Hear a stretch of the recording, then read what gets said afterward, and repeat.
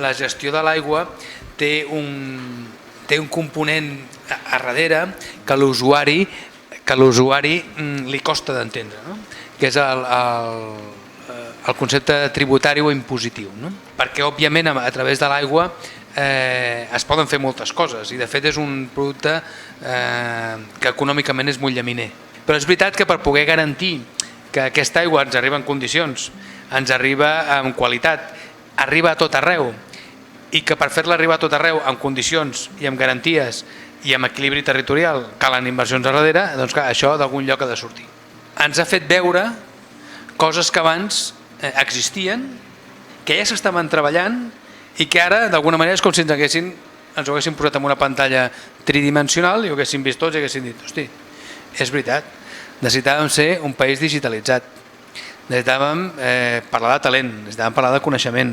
Això és una gran oportunitat. Per què? Perquè som un país que estava preparat, perquè ja havíem estat treballant amb això. I per tant, quan parlem de recursos, parlem d'una bossa que la tenim i el que ens falta ara és que ens donin l'oportunitat de poder bé la bossa i poder-la redistribuir. L'altre gran debat del país és l'aigua, que evidentment la consumeix tothom, però hi ha un gran consumidor intensiu, que és la part metropolitana, com compensem el territori, que és el que d'alguna manera queda perjudicat per les infraestructures per donar servei a aquells que només consumeixen. Tot i que és cert que l'aigua té una altra gran problemàtica a nivell local, que és la dispersió a nivell de gestió. I a nivell de concessions, a nivell de petites empreses, és un mercat que té més de 400 empreses que es dediquen al món de l'aigua. Té gairebé 50.000 treballadors.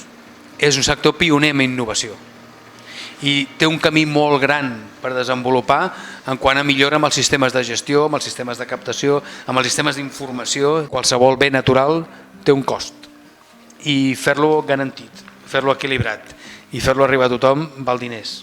Abans sí que es feia molta política des del despatx de Barcelona, per entendre'ns, ara ens fotem un fart d'anar pel territori.